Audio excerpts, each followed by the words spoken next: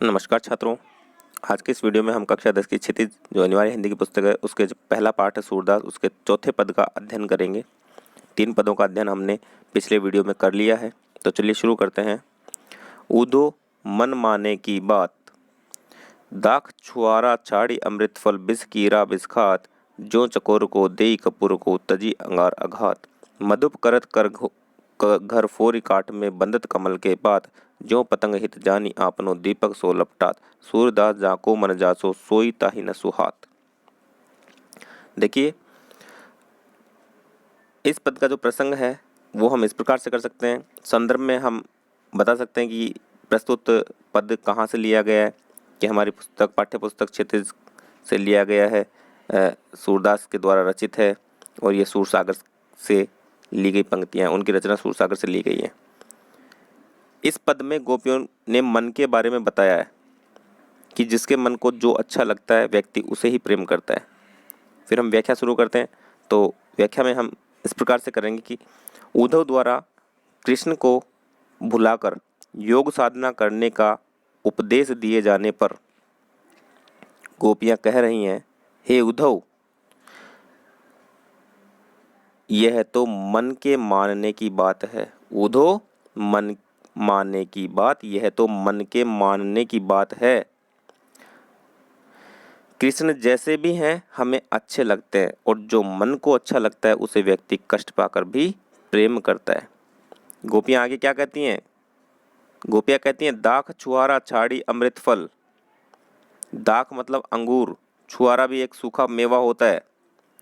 गोपियाँ कहती हैं कि अंगूर और छुआरा जो अमृत के समान फल हैं उनको छोड़कर भी कौन? विष कीड़ा, विष का कीट, विष को खाने वाला कीड़ा, विष खात विष को ही खाता है। विष का कीट विष को ही खाता है।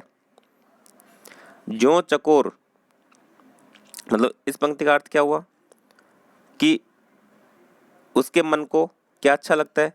विष कीड़ा को क्या अच्छा लगता है? विष ही अच्छा लगता है। इसलिए भी वो दाग छुआरा अगर हम उसे खिलाने के लिए देते हैं तो भी वो उनको छोड़ देता है और क्या खाता है? विष को ही खाता है, अर्थात जहर को ही वो पसंद करता है, क्योंकि उसके मन को वो ही भाता है। यही बात बताएगी कि ये तो मन के मानने की बात है। हमारे मन को तो कृष्ण अच्छा लगता है, और जिसके मन को जो अच्छा लगता है व्यक्ति उसे कष्ट पाकर भी प्रेम करता है। अगली पंक्ति है, जो चकोर को देई कपूर को तजी अंगार अघात।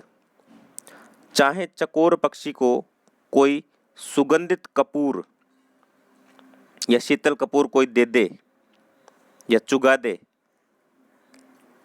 लेकिन वह उसे त्याग कर, तजी मतलब त्याग कर, क्या पसंद करता है? अंगार अघात, झुलसा देने वाले अंगारे को ही खाता है।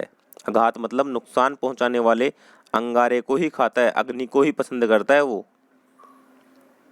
मधुप करत घर फोरी काठ में बंदत कमल के पात। भोरा अपना घर बनाने के लिए कठोर लकड़ी में भी छेद कर देता है।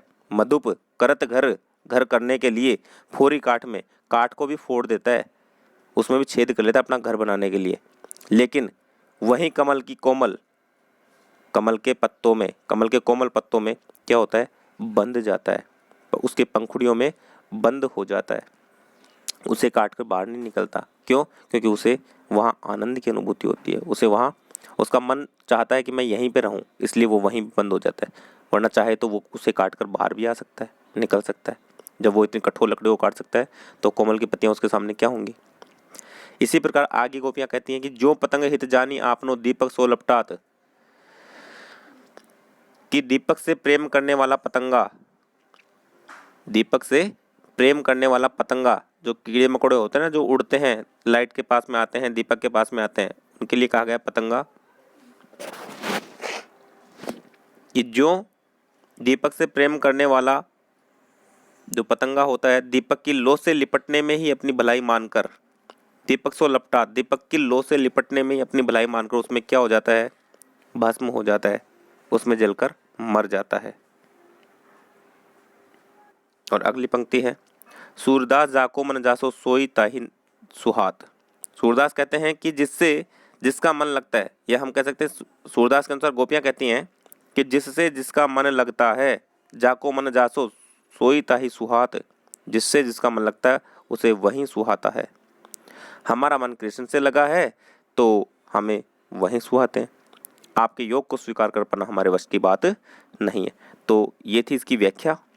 और विशेष अगर हम लिखना चाहें तो कुछ इस प्रकार के पॉइंट बना सकते हैं कि उद्धव के उपदेशों का गोपियों ने प्रेम से विनम्रतापूर्वक खंडन किया है। अगला बना सकते हैं अनुप्रास व उदाहरण अलंकार है, अनुप्रास भी इसमें आया है और उदाहरण अलंकार ये उदाहरण दिए गए हैं, ज्यों ज्यों पतंग हित जानी आपनो। वियोग श्रृंगार रस है, माधुर्य गुण है, सरस ब्रज भाषा का प्रयोग हुआ है। इस प्रकार से हम विशेष के कुछ पॉइंट बना सकते हैं। तो उम्मीद करता हूँ छात्रों आपके समझ आया होगा। अगर वीडियो अच्छा लगे तो लाइक शेयर और सब्सक्राइब करना ना भूलें। मिलते हैं अगले वीडियो में। धन्यवाद। जय हिंद, जय भारत।